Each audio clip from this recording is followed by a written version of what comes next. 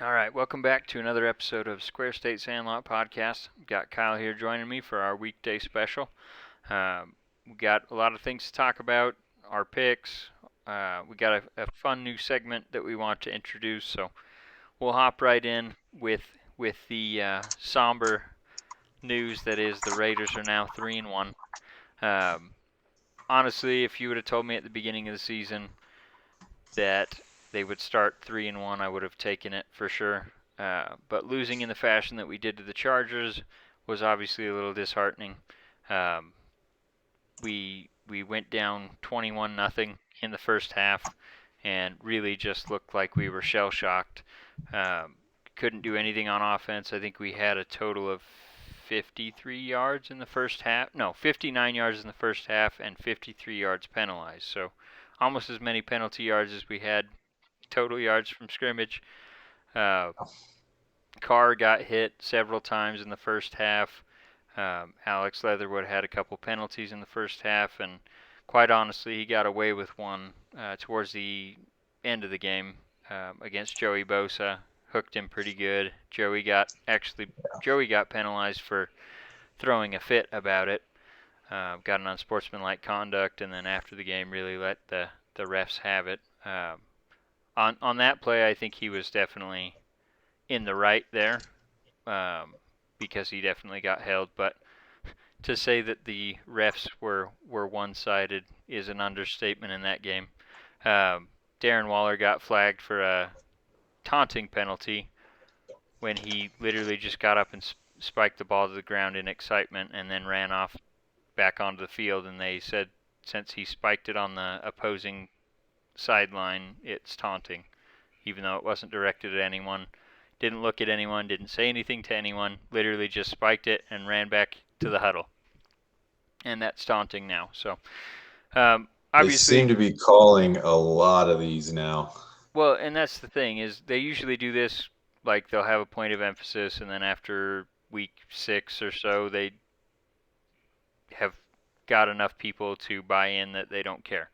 But Yep. like, and I would have understood if Waller would have got up, got in a guy's face, and started jarring at him, and then spiked the ball or something. Absolutely, that's taunting. But that's not what happened. So um, that was our first down of the game, and then they basically took away the 15-yard reception by giving us a 15-yard penalty. So total drive killer. Not that we had anything going at all, but ended up punting on that drive, and at that point we were only down 14-0. And typically that's the drive where we score right before the half, and then it's still a game. Uh, but unfortunately, instead of scoring, we ended up punting, and then we gave up one more touchdown right before the half. So 21-0 is a huge deficit to overcome, and quite honestly, we almost did it anyway. Came back, scored 14 points unanswered in the second half, had the ball, um, forced a punt, got the ball back to start the fourth quarter. Carr hit Ruggs on a absolute bomb. I think it was 55-yard completion on a go route. If Carr would have just thrown a little bit farther, it probably would have been a touchdown. But Ruggs had to kind of make a dive, and well, at first he slowed down and then made a dive to catch it, and ended up, like I said, 55 yards. Put us about the 40. Had a 5-yard play on second or on first down. Second down, we try to run up the middle, which hadn't been working all day, and our ground game has just been atrocious. So it's 3rd and 3, and for some reason we try throwing a deep pass instead of just getting what we needed. And Carr gets sacked, takes us out of field goal range. Well, not really. I mean, it was a 55-yard field goal or so, and Carlson missed it. So um, obviously that's not ideal, and that definitely swung the momentum in the Chargers' favor. They go down and score, so it's 28-14, and that's what the game ended up. Um, what went wrong? A lot of things, quite honestly. Our offensive line play has been, like I said, awful, especially Alex Leatherwood, our first round right tackle. I think he's the worst rated um, right tackle in the game of football right now if you go by PFF rankings. And then our center he's right there towards the bottom as well. I think he's 8 out of 39 qualifying or something like that. So those two players especially have been highlighted in the struggles. But we also have backup guards on both sides of the center, and then Colton Miller's our only starter that's carried over from last year. So obviously some of that line struggle is to be expected, especially when you're going up against a Joey Bosa and Brandon Staley. Honestly, very, very much impressed with his scheme and his understanding of how to get pressure. We had the running back in to help chip against Leatherwood and Bosa, obviously, and they would send someone up the middle when they could get him, and so the running back would have to go get the blitzing linebacker or leave Leatherwood alone against Bosa, which was not ideal. So they were generating a ton of pressure. Carr was honestly doing very well for what he was facing, and Bosa made some comments after the game that I quite frankly just don't agree with at all. But I don't really want to even give him much more credit just by bringing attention to it. But he's got the team fired up, so that's a good thing. Obviously, Carr's not happy about what Joey said, and his line really wants to help him prove that that's not what happened. Obviously, so. Right.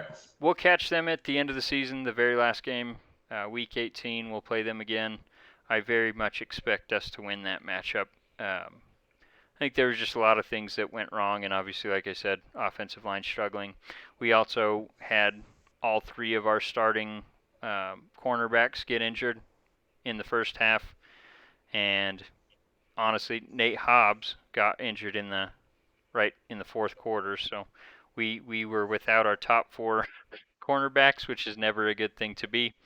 And honestly, as long as the defense had been out on the field, towards the end, you could tell they were gassed, and Eckler was just running wild to end the game. So a few things they got to patch up. Obviously, the offensive line, they have to start better than they have. All four of their games so far, they've been having late starts where they're basically not doing much in the first half, and then obviously they end up coming out in the second half playing better. But the first half is when you're supposed to be scripted out and honestly playing your best football on offense, and that's definitely not been the case. So I think something's got to change with the script that Gruden's putting out there for the offense, and execution's got to be a lot better to start the game as well. So, but like I said, 3-1, so we'll live with it. And what about your team? How are they doing? Well, I am on the opposite side of that. We are 1-3. It's more of the same for us this past week playing Green Bay and Lambeau. I knew it was going to be a tough game anyways. But we've had some of the same problems this year, starting out really slow. And we actually came out and scored on a Deontay Johnson touchdown to start us off on the opening drive. So I was feeling a whole lot better. Offense was moving. Things were going good. And from there on, I mean, the run game, again, never got going. The line is still struggling. I don't know. This game would have been a very different game if there's two passes that stick out to me the most, and they were both to Juju. And he had his guy beat without safety over the top, and Big Ben missed him twice. And both plays would have been touchdowns, hands down. I mean, it would have been – he'd have walked in. So it's a little frustrating because that would have been big momentum changers, and the offense was moving at that time. And both times it just killed us. So it's more of the same right now. The line and the run game's got to get going. Big Ben did look better at times this week, so I'm hoping that that's building. Maybe maybe we can make some progress there. And the defense was better, but still needs to step up. Our cornerbacks were a little exposed this past week, and old Aaron Rodgers took advantage of it. But we'll sure. see. We got a matchup. We got a matchup this week that I'm hoping, we can get a win and build off of. Even though they're a 3-1 team, I think we do match up a lot better than some of the other teams we've played. So we'll see what happens. But Yeah. more of the same. I don't really have anything much to add with baseball this week, other than there's still a lot of rumors saying that Billy Beane and Bob Melvin and probably some others would be heading to the New York Mets as the favorite. So to land that job, um, obviously that would not be great for the A's, but I think I could definitely see it happening. I'm interested to see what happens with the negotiations over this off season, because that's going to shape what happens with the future of the sport. Obviously, if there's a floor, a salary floor that's instituted, the A's are going to have to start paying players whether they like it or not. And I'm Same with definitely us. hopeful. Definitely hopeful that that happens, because obviously that'll force us to at least start signing some players or giving players extensions, which we haven't been doing for quite some time. Uh, Right. the other thing that I think would help with that is you won't see these teams like the Giants winning 107 games. I mean, the Mariners in, I think it was 2001, set the record with, I think it was 110 wins in a season, but that's been few and far between. But I think this is Crazy. going to be the new norm, the way that teams are tanking. And they're getting matched up with other divisions that have teams that are tanking. It's not just one team in their division that they're beating up on. So I would love to see them put that salary floor in, with the caveat I don't want to see the salary tax threshold lowered. I want to see that stay the same or increase. So it's a net gain for the players. Um, but with that, I mean, the only other thing I really had to add with baseball is Yankees were eliminated from the playoffs in the wild card game for the AL, and then the National League wild Yep. card is going on right now. It's currently a 1-1 ball game going into the top of the eighth. So not a lot of action on the base paths, but both pitchers have been pitching well. Adam Wainwright and then Max Scherzer. Although Scherzer looked like he was a little off today, he allowed that early run and was kind of having a hard time commanding his pitches, which has been a theme in the last couple starts he's been out there. He's pitched well comparatively to the rest of the league, but for him it's been definitely off. Yeah. So he's out of the game now. It looks like Trinan just is coming in to face the Cardinals at the top of the eighth. So we'll see what happens with that. I'm definitely excited for playoff baseball, but definitely not as much as I would be if my team were in it. So Weird. just wanted to get that out there before we jump into our new segment of the week. Before we do that, the only thing I wanted to add baseball wise, for as far as the Pirates, the last few games of the season, we actually brought up O'Neal Cruz, he's just been lighting up our farm league, and he's probably our best batter, I would say, in our entire prospect list. And he just showed up in a just amazing way. He's hit great the whole time he's been up. So word is that he's going to get the start at shortstop maybe next season. So, or at least be on the roster. Yeah. So what's really cool about him is he's 6'7". Whoa. As a shortstop? So yeah. That's insane. Oh yeah. It's a very, very weird look. But his bat is what I'm the most excited for. I don't know that he'll stay at shortstop. We'll see what happens, but I'm most excited about his bat. So that's really the only thing I have for Pirates. We'll see what our team looks like next year. But yeah, if he's got a good bat and can play shortstop, he can play anywhere else. So typically that type of frame right. ends up at first base or outfield. But and if he's plays at shortstop, Absolutely. he's got an arm. So corner outfield makes a lot of sense there too. But yeah, no, I wish I had something exciting to say about the A's bringing up an exciting prospect. They do have one down there in Nick Allen. He's also a shortstop, great at bat, great defensive player. but instead of bringing him up, they brought up Pete Kozma, which has bounced around the league for, I don't know, he's one of those journeyman players that kind of just bounces around minor league systems. Right. They brought him up for the last 3 games of their season, which did not go well against the Astros, which is why I haven't talked about it. But it was kind of just, hey, we love that you have stuck around and you're playing well in the minor leagues, so we're going to get you up here rather than bringing up an exciting prospect. So, yeah, it's gonna be a weird offseason for the A's. Like you said, that salary floor being implemented would definitely benefit them because they wouldn't be able to just ship everyone off like they normally do during these rebuilding seasons. And quite honestly, what I hope it does is forces Fisher to sell the team because he doesn't want to put more than 80 million in the payroll, and if they're Right. required to put at least 100, he's gonna there goes his piggy bank. So I hope he says, all right, well, I bought it for this much. I can sell it for this much. I'll take my money and run. And that's what I'm really hoping for because he's the bane of the A's I think it'd be existence. I think it'd be a win-win for both of you. So. Oh, for sure.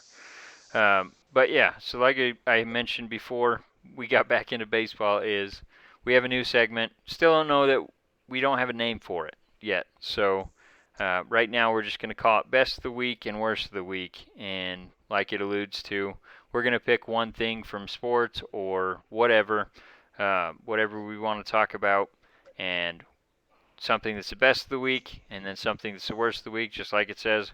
To kick it off, I'm going to have you go first for your best of the week. Okay. I was kind of torn a little bit. I actually really wanted to give this to Zach Wilson and the Jets just because they finally got the elusive W. Yeah. But I also could not bring myself. I typed it out and deleted it. So I actually really had to go with because if anybody that's listened, I'm super high on the Rams this year. I still For think sure. Stafford and them are going to go very, very far.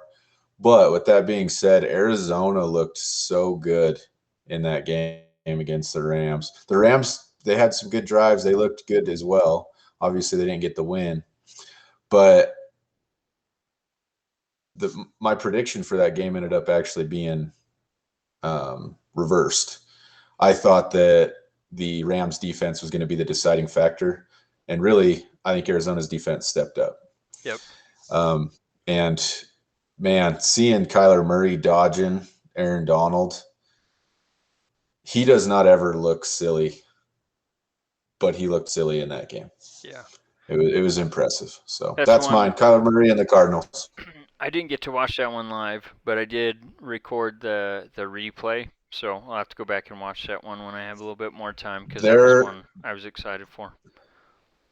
there was a handful of plays, including a handful from Aaron Donald that any other quarterback in the league would have been down. And I'm including Mahomes. I'm including, Lamar Jackson. Kyler Murray is unreal as far as his shiftiness, in tight spaces. So, Our boy Josh Allen yeah, would have that's all I just got. truck sticked him. Well, yeah, it's a different approach. But no, I like it. Kyler I Murray like it. is one of those guys that I am super I like him, but I also hate him because he should be on my baseball team instead of playing football. Drafted him in the first round, let him play Oklahoma as a favor to him, and I then know. he gets drafted in the NFL and decides to go that route.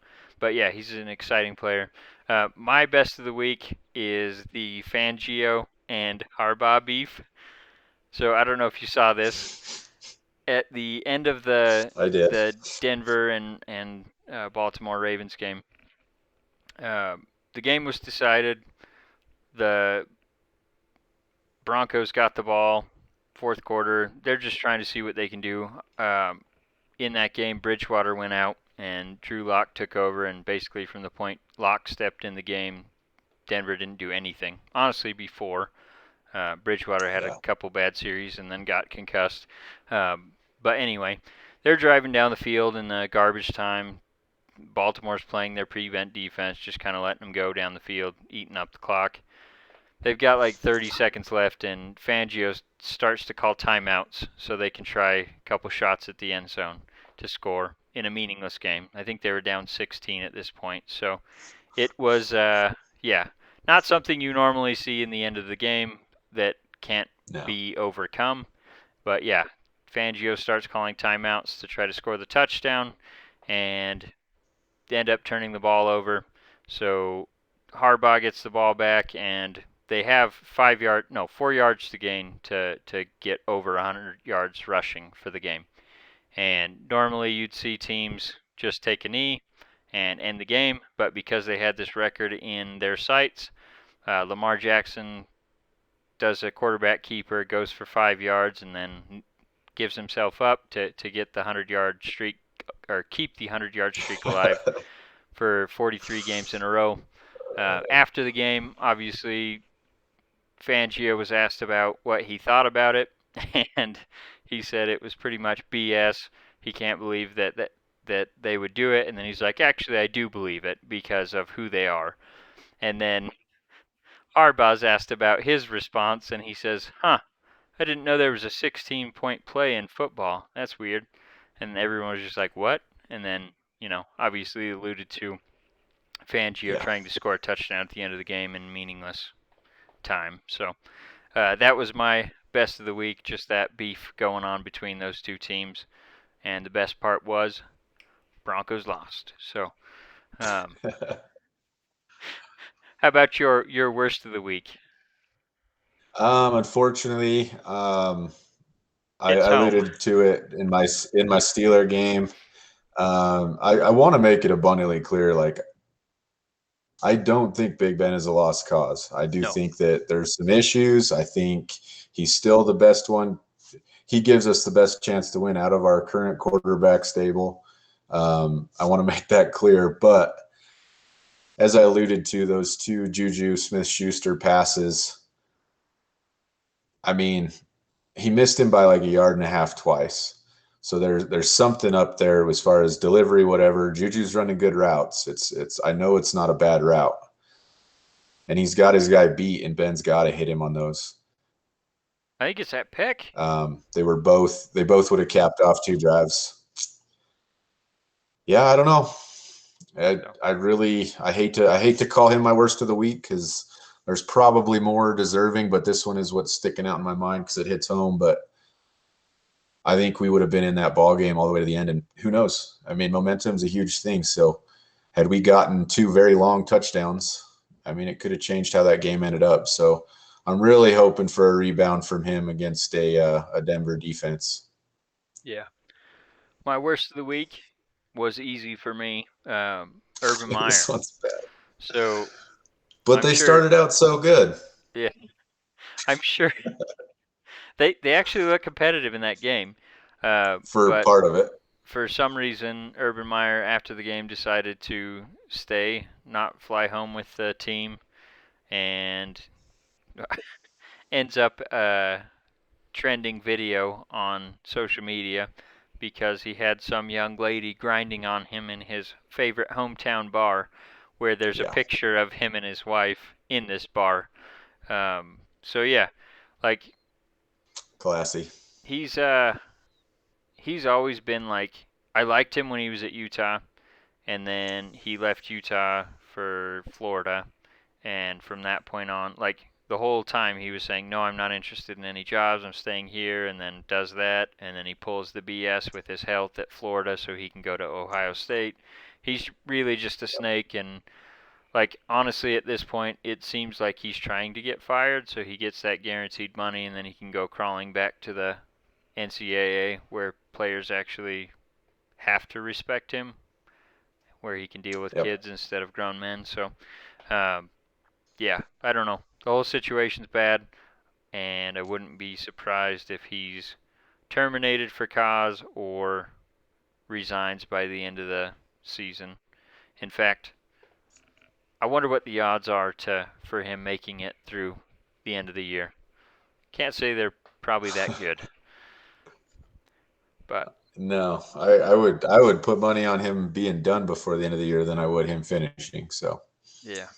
That's It's kind of what I bad. was thinking. It is But really bad. I think the only other, there's a couple guys or a couple roster moves going on right now. Players getting picked up and released and whatever. Yeah, I think the main one was Stephon Gilmore, Defensive Player of the Year last year, I it's a big believe, one. maybe 2 years ago, can't remember. But either way, uh, the Pats announced that they were 2 years ago. Yeah, 2 years ago. Okay, so the Pats announced that they were going to cut him, and at the last minute, Carolina swooped in and offered him a sixth-round pick for them to have first rights for him. Uh, this is kind of a curious move for me. Obviously, if the Raiders could have given up a sixth-round pick for him, I would have said go for it for sure. But the Right. weird thing to me is he's not going to want to play under that contract. That's what his whole beef with New England is. So with them trading for him, now they take over that contract. And then the other part of this is now he can't play until week 7 because he was on the PUP, the Yeah. physically unable to perform list with the Patriots. So with the trade, that transfers over to Carolina. So the earliest he can play for them is now week 7, where if he would have just been cut, any team obviously would have been able to sign him for any amount of money. He would have got Yeah. that guaranteed money from Patriots if there was any left, but he also would have been able to play immediately rather than having to wait until week 7. Obviously, that's only 2 games from now, but 2 games are pretty meaningful when you're in a tight race. So, what do you think of the Panthers picking him up? Um, uh, this is one of those things. Like Stephon Gilmore is such a good corner. I mean, obviously, um, he's got a reputation, winning Defensive Player of the Year a couple years ago. Like he's a stud on the field. He really does change the landscape of a field as far as your defense goes. But he's kind of become this pariah, which a lot of players do this to themselves. Ideally, I would love for him to come into Carolina with a good attitude and the right approach and everything. They would probably work out another deal with him. They might restructure. I think that's probably already in the works, honestly. I would assume that they wanted to just because they made the offer and Yeah, they're not stupid. and I would have guessed they But probably I'm afraid discussed it he's right. with him before they made that trade. But go on. I think Sorry. it's a great pickup for him. No, you're fine. I was just going to say I think it's a great pickup for him. I mean, he makes any defense better. He really does. He's one of those guys. Chances are he's better than at least one corner on your team. For sure. To say the least. And Carolina just traded for, I want to say it was Henderson from Jacksonville last week. So No, it was D. Arnold, their tight end. Not Darnold, but D. Arnold. no, they traded for a Oh, no, sorry. They cornerback. traded him to Jacksonville. Yes, I to apologize. Jacksonville for, I want to say it was Henderson, their cornerback. That was the same trade. Yeah, I Yep. can't remember what the name was, but I'll look it up.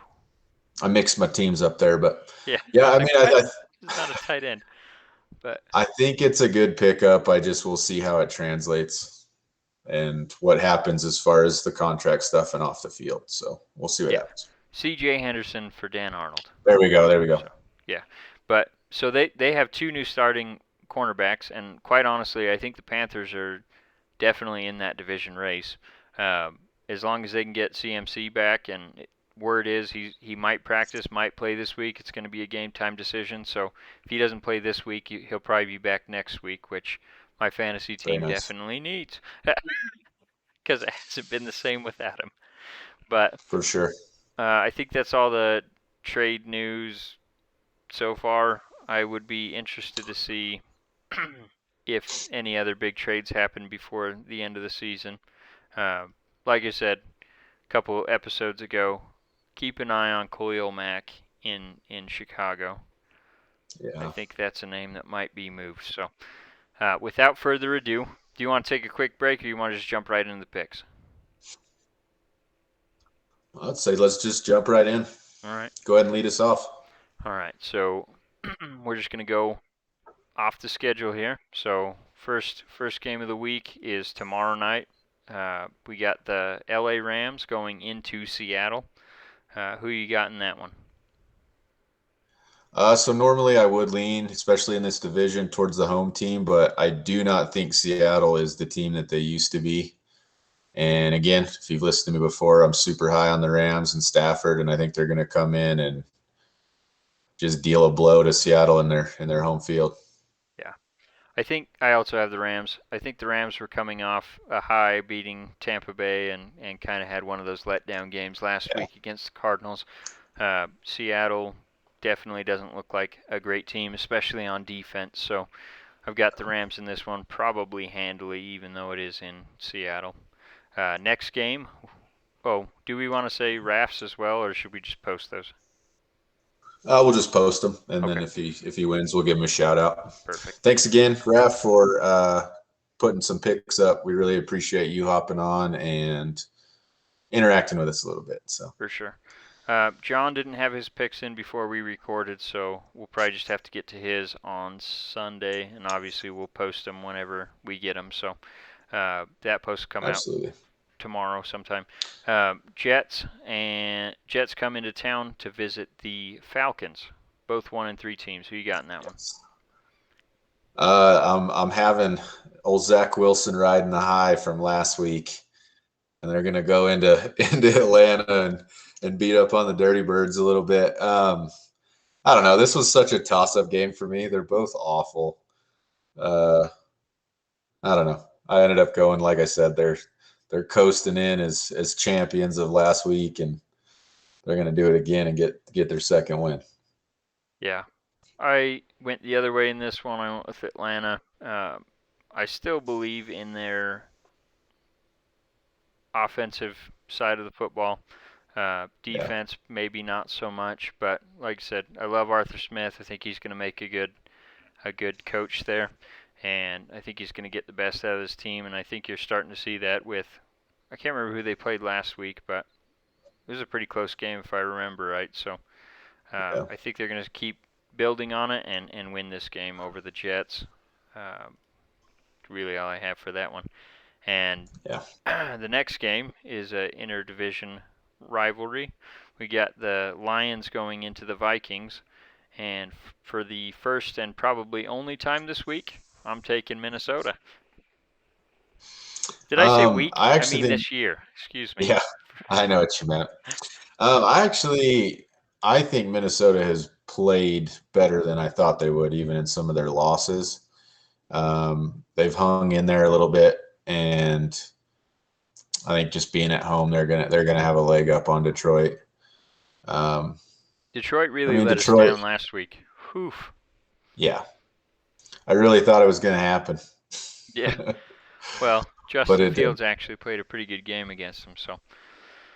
Yeah, But anyway, moving on to the next one, we got Saints and the Washington football team.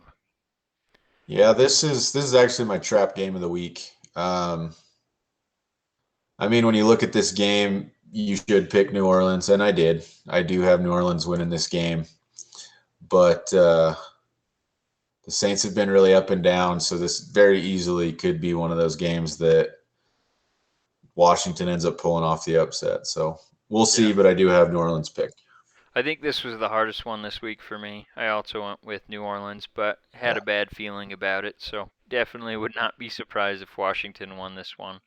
Uh, yeah. Heineke's playing pretty well, and Terry McLaurin went off last week, so I think I was they can gonna say definitely he do was it. pretty. Heineke was pretty fired up that whole fourth quarter. Yeah.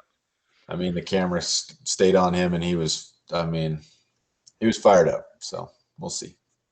And then we have another matchup between 1-3 teams.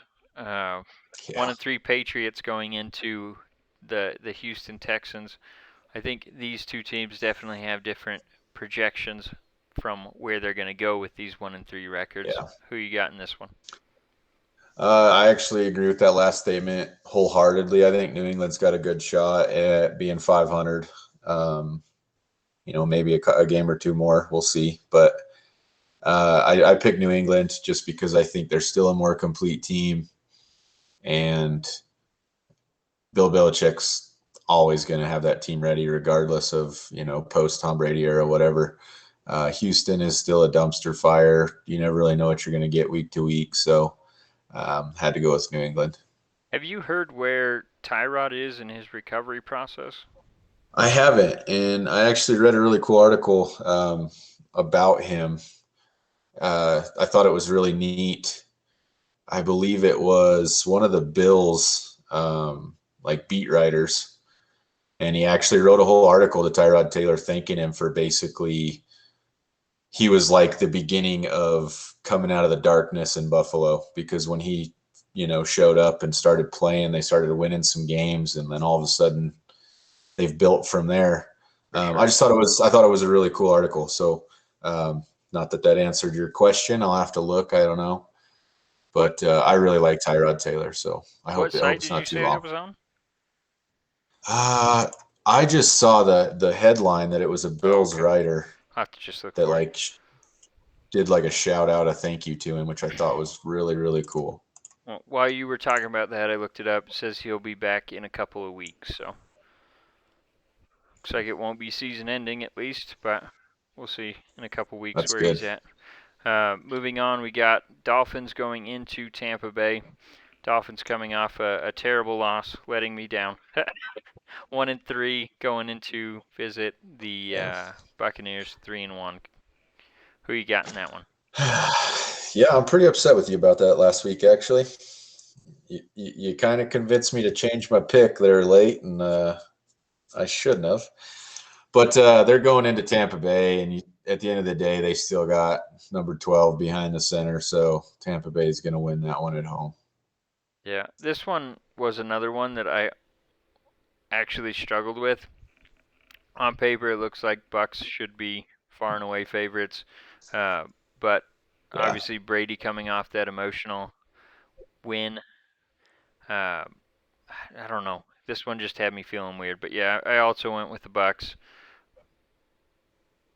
Still don't feel good about it, especially Brian Flores yeah, knows Tom Brady quite well and probably knows some of his weaknesses, etc.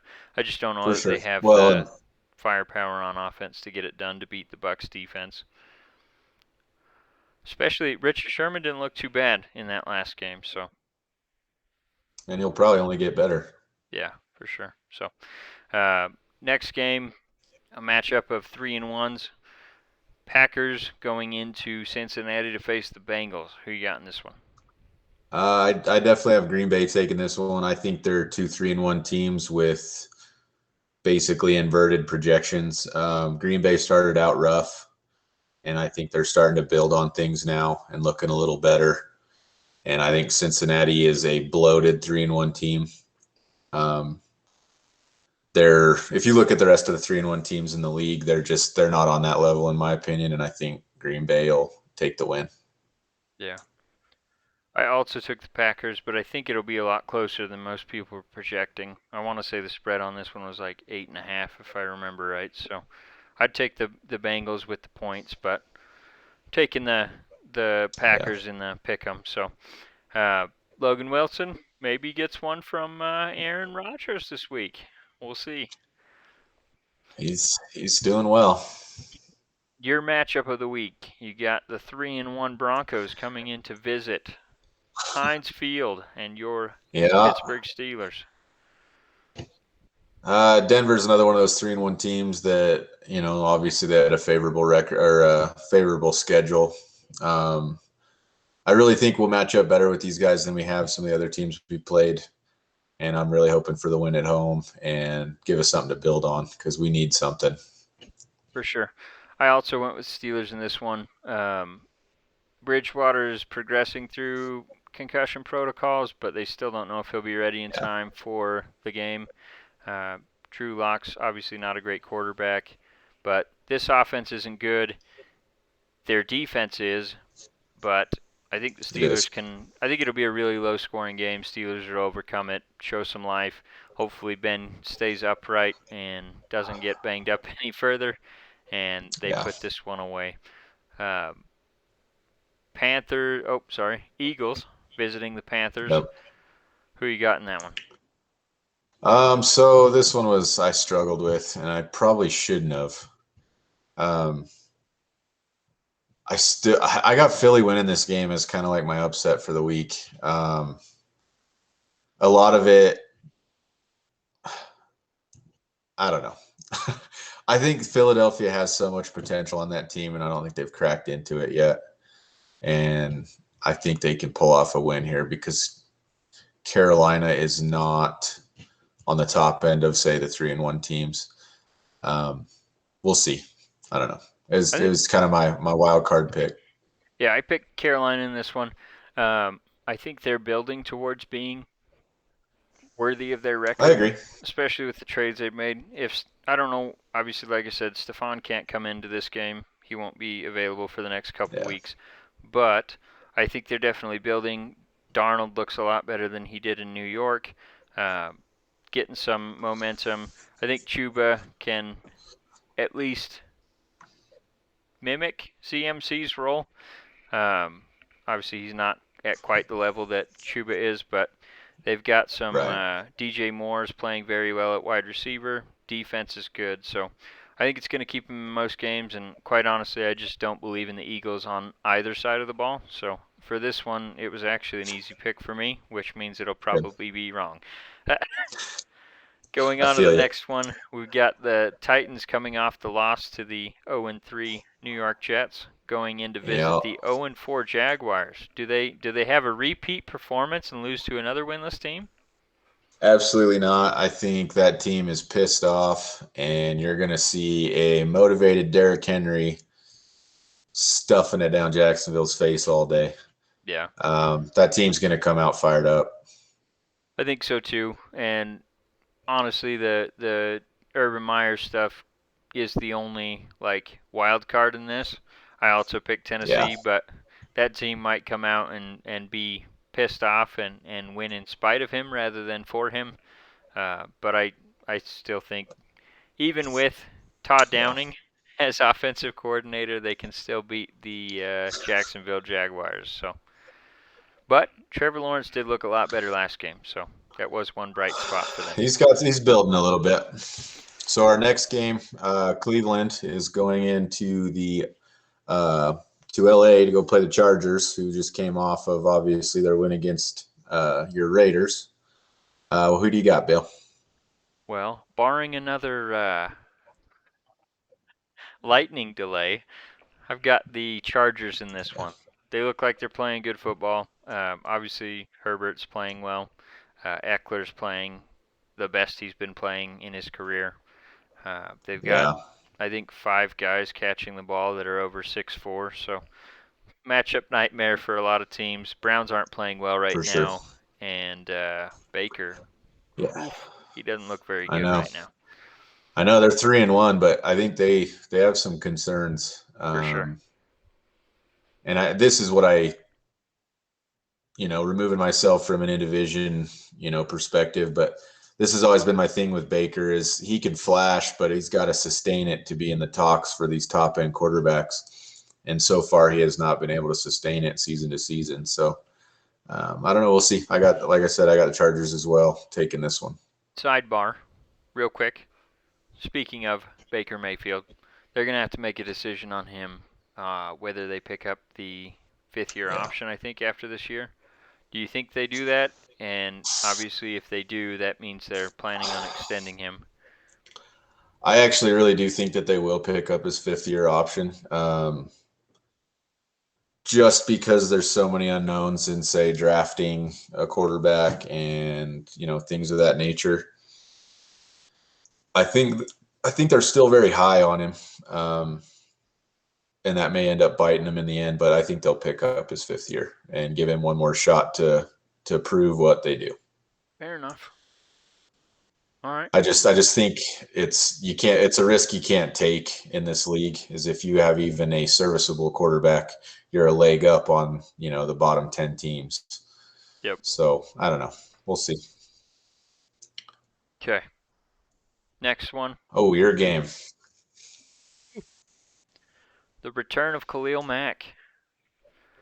Bears coming into Las Vegas.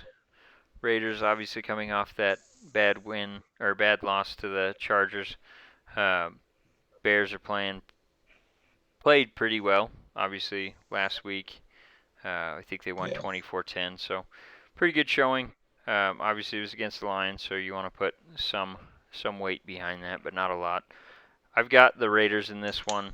I think they'll come out sharp because there's a lot of people questioning if those 3 wins are real, even though they are against good teams. So I think Yeah. they will not have the same problems they've been having starting games in this one. And quite honestly, I don't know what the spread is, but I'd probably take the Raiders in this one, regardless of spread. So I agree. I just think at the end of the day, you guys are a far more complete team. You're at home. You are coming off a loss to a division rival. I think you're going to come out chippy early. And all I can say is you guys aren't Detroit. So I think Chicago's in trouble here. yeah, well, and I think if one team has a worse offensive line than us, the Bears are one of them. So, and we have some guys that are ready to hit the quarterback, obviously. So For I sure. think Fields is going to have a long game. But moving on, we got this one's another good matchup. Always division matchups are great. So got the Niners going in to visit the Cardinals. Yeah. Who you got in this one? I mean, you heard me talk about the best of the week being Kyler Murray and these guys. They've impressed the hell out of me this year. I really think they're going to be a dangerous team. They're not somebody I'd want to run into in the playoffs. And for that reason, I really do think that they're going to beat San Francisco. I don't think San Francisco is as good a team all around as Arizona. So yes, they've flashed, and I know a lot of people were high on San Francisco, but I just don't see it. I got Arizona taking it. Yeah. Well, and this could be Trey Lance's first start. I know they said Garoppolo could miss a couple weeks, and last I saw, they said he's questionable and probably a game time decision for this. I don't know if that's just gamesmanship where they're trying to make him prepare for both quarterbacks, or if Right. his injury wasn't really that bad. But either way, I've got the Cardinals. Garoppolo's not a great quarterback, and then Trey Lance in his first game probably not going to be super good either. So coming off the big win against the Rams, I've got the Cardinals in this one. So next one. And then our next. Oh, go ahead. Oh, all right. It's the Giants, 1-3, going in to play the Cowboys that are 3-1. I think this one was easy for me. It was very easy for me for a multitude of reasons.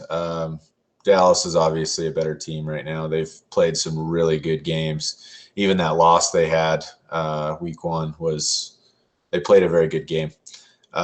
With that being said, the Giants have also bit me so many times this season Yes, they that have. I cannot pick them again. So, I think Dak Prescott comes in and just has a heyday at home. I can't remember who they played last. Oh, the Saints. They beat the Saints last week. Yep. That surprised the hell out of me. But yeah, I've You and me still got both. Cowboys are playing really well. I've got them winning this division again. They're at home, coming off a big win against Carolina. I'm taking the Cowboys in this one. And then for the Sunday night football game, this is one I'm fired up for. Yeah, it's about We've as good a game as you can ask for. got the Josh Allen led Buffalo Bills going into Arrowhead to face the Chiefs. Obviously, Patrick Mahomes and them. This one, it seems like a lot of people are picking the Bills, and that kind of scares me. But Yeah, so I struggled with this for that reason because there's so many times in a season that like the team that loses this game, they beat you in the playoffs. yeah, And so in my head, I was like, all right, I don't want Buffalo to win this game. But I think this is going to be the year. And the Chiefs are not the same as they were, which helps. no, But I think this is the year that Buffalo's going to pop them in the mouth during the regular season. And there's a good likelihood that they could meet, obviously, in the playoffs. And I think Buffalo will get it done yeah. in both games. Yeah, Chiefs are really struggling on defense. Obviously, they put on an offensive clinic against Philadelphia last week, but Philadelphia is not a great team, and Philadelphia was honestly hanging with them right up into They the were. fourth quarter. So Bills are a much more complete team. They definitely have a much better rushing offense that will probably reduce some of the time that Patrick Mahomes and that offense is on the field. So, uh, yeah, I've got the Bills in this one. I think all of us took Buffalo, which is another reason why I was like, yeah, maybe I go Chiefs on this I one, but know. I it's know. fine. It's fine. If we all pick them, we can't lose a game there. So, and then finally, we've Oh got yeah. on Monday night Colts going into the Ravens. Colts coming off a win, Ravens as well. Who you got in that one? I definitely have Baltimore in this game. It just comes down to team dynamic. Again, I think Baltimore just has they're better on both sides of the ball, and Indianapolis has struggled. So I mean, again, they did come off a win, so there's that. But I just think Baltimore is gonna control the tempo of this game. They'll get their run game going, and it'll be all Baltimore all day. Yeah.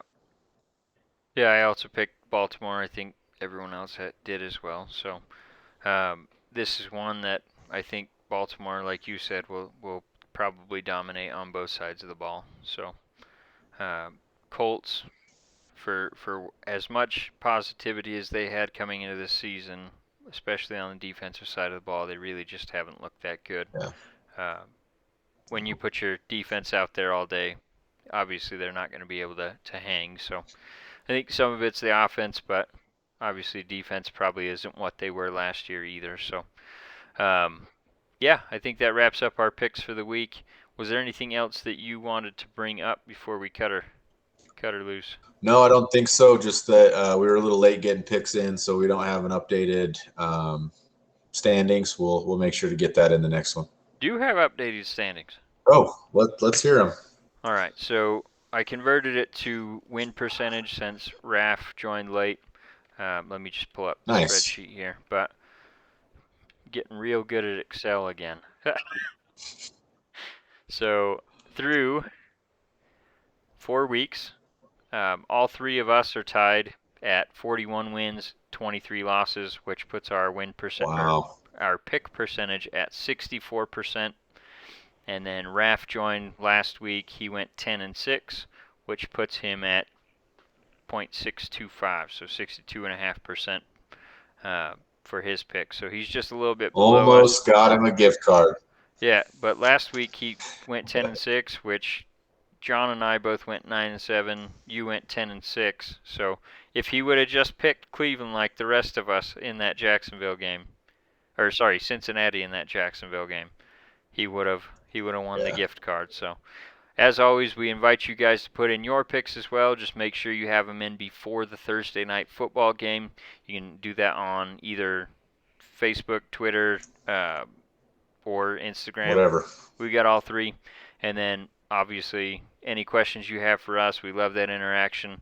I posted this on Facebook, but we have seen some reviews come in and some ratings on Apple Podcasts, which is our main place to get those reviews. So, seen a couple of those come in. So again, thank you for putting those in, whoever you were. And we hope you continue to enjoy this podcast, and we'll keep pumping them out. So thanks for joining, and we hope you guys have a great night.